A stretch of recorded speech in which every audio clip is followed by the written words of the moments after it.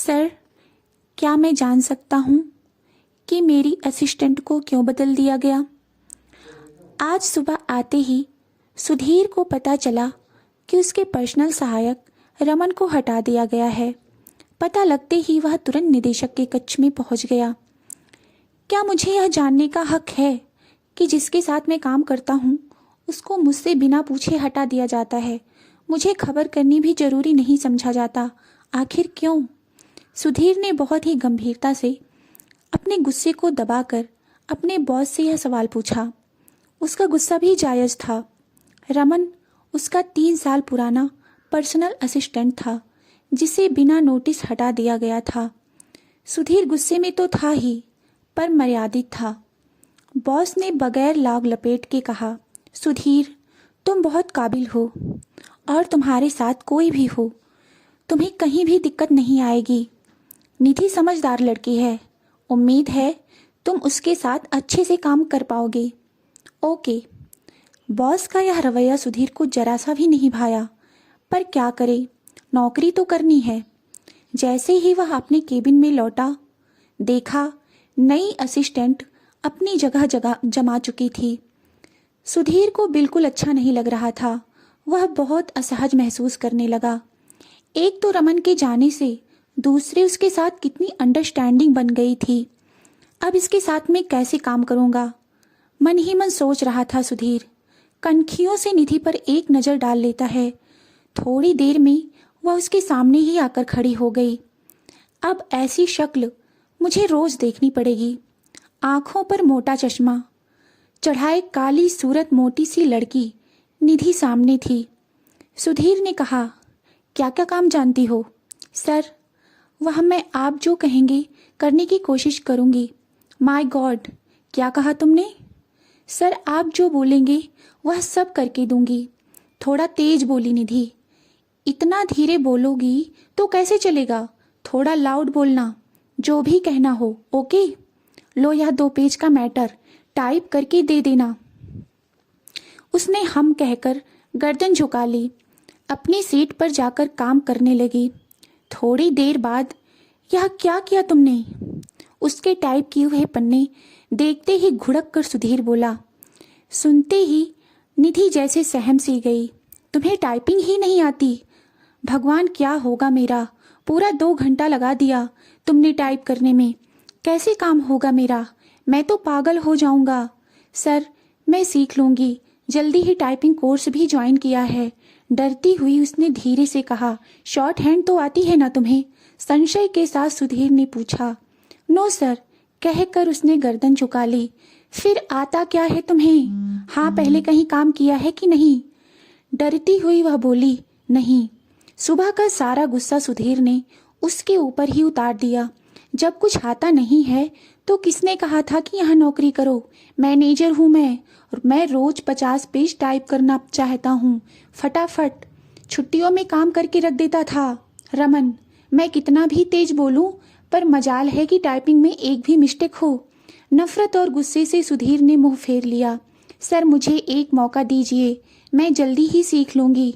आपको शिकायत का कोई मौका नहीं दूंगी, कहकर निधि काम में लग गई। अगले हफ्ते एक जरूरी मीटिंग है। लिस्ट लेकर सारे मेन मेंबर को बुलाने के लिए लेटर लिखो। निधि ने धीमे से ओके कहा और अधिकारियों की सूची लेकर बैठ गई। बैठकर टाइम क्यों पास कर रही हो? लेटर तैयार कर मेल भेज दो, चिल्ला उठा सुधीर। सर, क्या लिखूं, क्या टाइप करना है? धीरे से सकुचा कर निधि बोली। तू सुधीर एकदम भड़क उठा। क्या तुम्हें यह भी बताना पड़ेगा कि पत्र कैसे लिखते हैं? स्कूल कॉलेज कभी नहीं गई क्या? कितनी पढ़ी हो? जोर से उसकी आवाज सुन सहम सी गई निधि। जी निकल पाया सिर्फ मुंह से। मैंने पूछा, कितनी एजुकेशन है तुम्हारी? जी बीए पूरा कर लिया इस साल, कहकर चुप हो गई। वह नजर झुकाकर अच्छा, आश्चर्य से देखने लगा। उसने सोचा 30 साल से कम नहीं लगती मोटी, और अभी बीए किया। शाम तक सुधीर को नई सहायिका की सूरत से घिन आने लगी। उसका केबिन में बैठना दूभर हो रहा था, पर अब तो रोज का यही हाल था। कहाँ रमन के साथ मजे से काम करता था, देर रात तक काम करते रहते थे दोनों। कहाँ अब गंदी सी लड़की के साथ मैं क्या परफॉर्मेंस दे पाऊंगा? कैसे होगा सब कुछ? मन ही मन वह सोचता रहा। एक दिन देर रात बैठकर काम करते हुए सुधीर को दफ्तर का पुरानी चपरासी शंभू दिखा, जो बॉस के घर पर भी काम करता था। सुधीर ने फटाक से उसे पकड़ा और निधि के ऑफिस आने के पीछे का राज पूछा, और सुनकर सच उसका मन कड़वा हो गया। शंभू से निधि की पूरी सच्चाई जान मन खट्टा हो गया सुधीर का। वह अपने किए पर शर्मिंदा हो उठा जब उसे पता चला कि निधि के यहाँ आने के पीछे उसके पिता की जान की कुर्बानी छिपी हुई है। निधि के पिता बॉस के बहुत विश्वसनीय थे। उनके गांव की सब जमीन जायदाद की देखभाल उनके ही जिम्मे पर थी। कुछ समय पहले काम के सिलसिले में ही जाते हुए मार्ग दुर्घटना में उनकी जान चली गई थी। उनका परिवार आर्थिक तंगी का शिकार न होने पाए, इसलिए बॉस के पिताजी ने खुद निधि की सिफारिश की और यहाँ काम पर लगवाया है। पिताजी की सिफारिश थी तो बॉस को माननी ही थी, इसलिए बॉस ने रमन को दूसरी जगह सेट करवा दिया और निधि को यहाँ काम पर लगवा दिया। सुधीर बहुत बुरा महसूस कर रहा था। लड़की कितनी मुश्किल और मजबूरी से गुजरकर यहाँ काम करने आई है और मैं उस पर फालतू ज़्यादा ही गुस्सा कर देता हूँ। अगले दिन उसने देखा निधि सुबह जल्दी आकर ऑफिस के सब काम निपटा रही है। सुधीर की सोच आज उसके लिए बदली हुई थी। नजरिया बदल जाने से उसका व्यवहार भी निधि के लिए नरम पड़ गया था। अब उसने निधि के कामों में गलतियां निकालने के बजाय उसे ऑफिस का सब काम सिखाने की मुहिम ठान ली। अब वह अक्सर उसे कुछ टाइपिंग के टिप्स देता रहता, तो कभी फाइल को कैसे सहेजें, कभी जरूरी कागजात कैसे लगा कर रखें बता देता। किसी जरूरी बैठक की तैयारी कैसे करनी है या करवानी है अच्छे से सीख चुकी थी निधि। उसे भी सुधीर के साथ अब सहजता महसूस होने लगी थी। 1-2 महीने के अंदर ही उसने सब सीख लिया था। सुधीर ने उसे ऑफिस के सारे काम कुशलता से करने सिखा दिए। वह महसूस करता कि कितनी कम उम्र में कैसे इतनी उम्र दराज वालों से गंभीरता ओढ़ ली है निधि ने। इसने अभी अभी कॉलेज से निकले है, ना हंसना ना किसी से बात के लिए मचलना। उसका दिल अक्सर निधि के लिए सहानुभूति से भर उठता था। काश मैं इसके लिए कुछ कर पाता। एक दिन बॉस से अनुमति लेकर उसने दफ्तर में पारंपरिक परिधान में आने की प्रतियोगिता रखी और सभी के लिए लंच भी ऑफिस की तरफ से रखवा दिया। सभी बड़े उत्साह से आए। उसके जोर देकर कहने से निधि भी साड़ी पहनकर आई थी। लंबे खुले बालों में कोई सांवली सी अप्सरा जैसी लग रही थी। काफी पतली लगी वह साड़ी में। सुधीर को यह मोटी तो बिल्कुल नहीं है। सिर्फ 2-3 बार नहीं, बार बार उसे देखे जा रहा था सुधीर। पहली बार वह थोड़ी खुश दिख रही थी। सुधीर को जाने क्यों बहुत अच्छा लग रहा था। वह हर बार इधर उधर से नजरें चुराकर एक नज़र निधि पर डाल लेता। अपनी हमउम्र लड़कियों के साथ बात करते हुए उसने पहली बार उसे खिलखिलाकर हंसते देखा। सच में कितनी सुंदर है इसकी मुस्कान, मैंने आज तक नहीं देखी, हद है। मन ही मन मुस्कुरा दिया। धीरे धीरे 4 महीने निकल गए थे। सुधीर निधि के साथ काफी घुल मिल गया था। दोनों में अब अच्छी तालमेल बन गई थी। अब सुधीर के बोलने से पहले ही कागज उसके हाथ में होता। निधि ने बहुत खूबसूरती से उसका सारा काम समझ लिया था। काफी कुछ उसके बोले बिना ही करके रख देती थी। सारी फाइलें डॉक्यूमेंट सहेज कर रखती।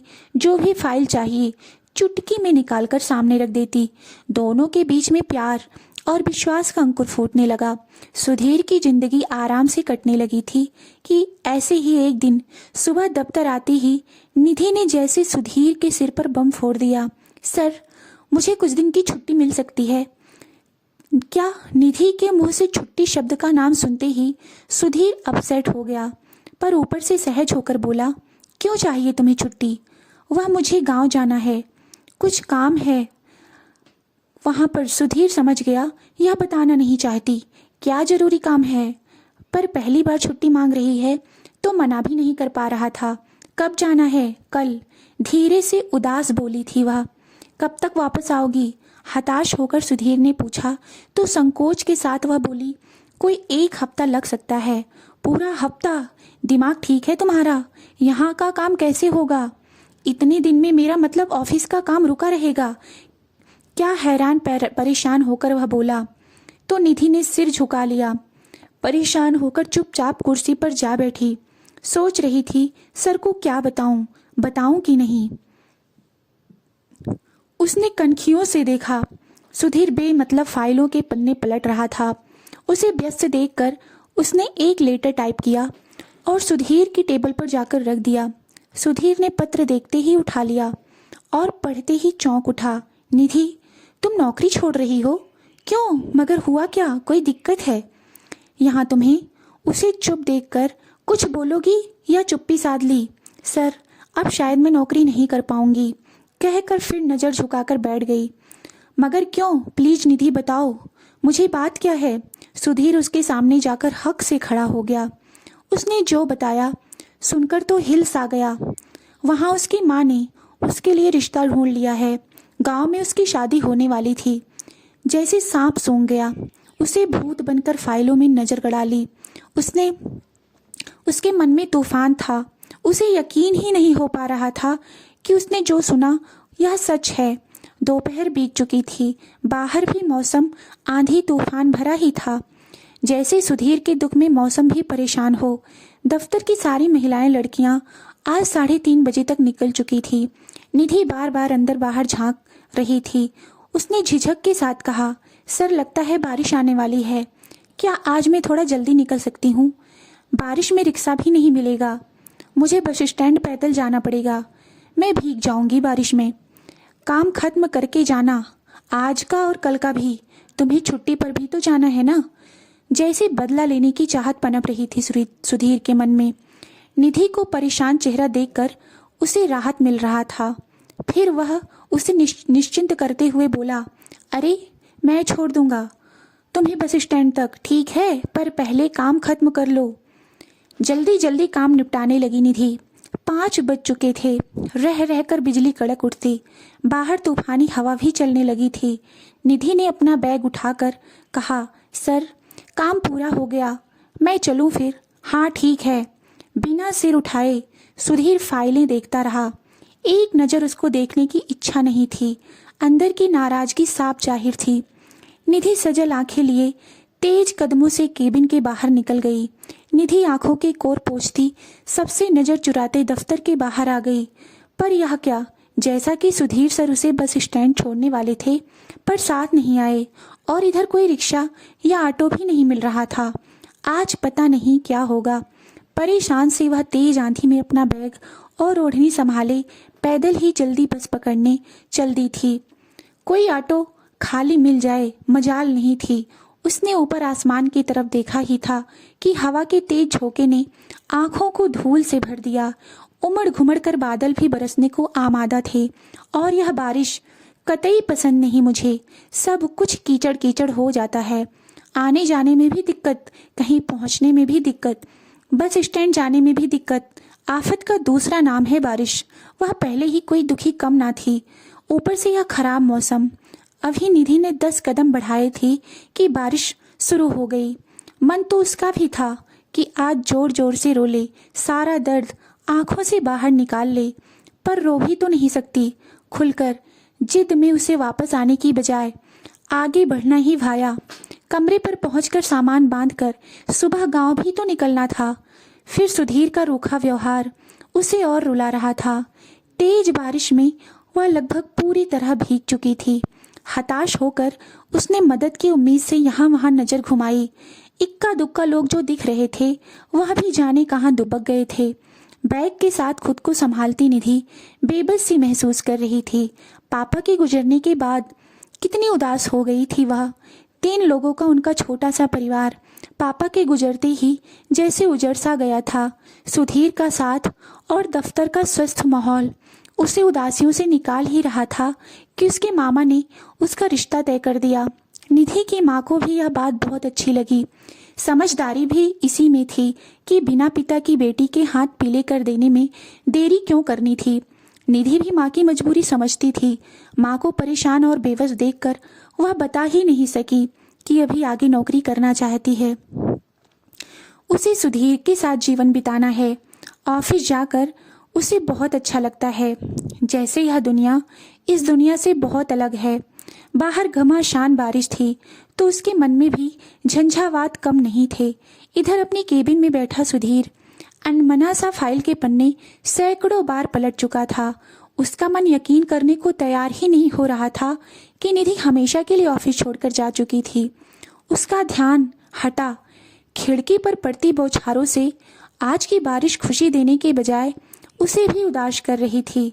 उसने निधि की खाली सीट पर नजर डाली और लंबी सी सांस भरी। तभी उसे याद आया, अरे वह अभी तो निकली है, बस स्टैंड भी नहीं पहुंच पाई होगी। मैं इतना पाजी हूँ, उसे छोड़ने को बोलकर यहीं बैठा रहा। हाथ में बाइक की चाबी लिए तीर की तरह केबिन से बाहर निकल गया। बाहर आकर चारों ओर देखा, निधि का कहीं कुछ पता नहीं। इतनी तेज बारिश देखकर उसे फिर से खुद पर गुस्सा आ गया। मैं भी कितना स्वार्थी हो जाता हूँ, उसे इतनी बारिश में अकेले जाने के लिए छोड़ दिया। कम से कम बस स्टैंड तक छोड़ा सकता था। दफ्तर से 15 मिनट की दूरी पर था बस स्टॉप। अभी तो निकली थी, वह इतनी जल्दी कहाँ गई होगी, कहाँ तक पहुंची होगी। सोचता हुआ सुधीर बाइक लेकर उसे ढूंढने निकल पड़ा। इधर निधि अपनी जीत और बारिश के विरोध को सहती हुई चली जा रही थी। कदम बढ़ाए नहीं बढ़ते थे, पर क्या करे, जाना तो था। अचानक सुनाई दिए हॉर्न से उसने पीछे मुड़कर देखा। सुधीर आ गया था। जैसे बरसों की प्यास को शीतल जल मिल जाए, निधि के मन के दुखी बादल एकदम से छट गए। जैसे दिल में सूरज निकल आया। एकदम से काले बादलों को चीर कर रुक कर वह देखने लगी, जैसे सपना देख रही हो। जब सुधीर ने आ जाओ, मैं तुम्हें घर छोड़ देता हूँ कहकर हाथ बढ़ाया, तो जाकर निधि उसके साथ आ बैठी। कुछ देर पहले जो बारिश उसके मन को दुखी कर रही थी, अब मीठा मीठा सुखद एहसास करवाने लगी थी। बरखा रानी आज कोई प्यारी सहेली जैसी लगने लगी। सुधीर के साथ जैसे जिंदगी के हर दुख दूर हो जाते हैं। मन में हजारों तितलियां फंग फैलाकर उड़ने लगती हैं। उसने बैग अपने और सुधीर के बीच में रख लिया था, पर सुधीर ने हक से उसका बैग लेकर अपने आगे कर लिया। अब दोनों के बीच कोई दीवार ना थी। आज की बारिश ने भी जैसे ठान ली थी कि तुम दोनों बहुत रह लिए दूर दूर, अब तो एक हो जाओ। तेज हवाओं को देखकर सुधीर बोला, मुझे अच्छे से पकड़ कर बैठ जाओ वरना गिर जाओगी। बस कहने की देर थी। निधि ने हाथ उसके कंधे पर रख ही लिए कि एक बिजली सी कड़की, मगर बाहर नहीं, अंदर, वह भी दोनों के। उसने झट से हाथ हटा लिया, मगर तेज हवाओं ने जैसे डांट दिया, अच्छे से पकड़, खुद को गिरने से बचाना है तो। निधि ने दोनों हाथों से सुधीर को पकड़ लिया। मन तो था कि सिर भी उसकी पीठ पर टिका दे, पर संकोच की खाई अभी मिटी कहाँ थी। सुधीर आज बहुत खुश था। दिन भर की परेशानी का ऐसा मीठा फल मिलेगा नहीं सोचा था। निधि घर आने वाले हर मोड़ का इशारा करती जा रही थी, पर आज जो कुछ देर पहले घर जाने की जल्दी थी, अब लगता था घर थोड़ी और देर से पहुंचे। सुधीर खुद ब खुद जैसे उसका मन जान लिया हो, बाइक धीमी करके चलाने लगा। अब बारिश धीमे धीमे जैसे दोनों को गुदगुदा कर उनके दिल की धड़कनें बढ़ाती जा रही थी। दोनों सोच रहे थे, काश सफ़र थोड़ा और लंबा हो जाता और बारिश खत्म ही ना होती। हम दोनों यूं साथ साथ जिंदगी भर सफ़र ही करते रहते।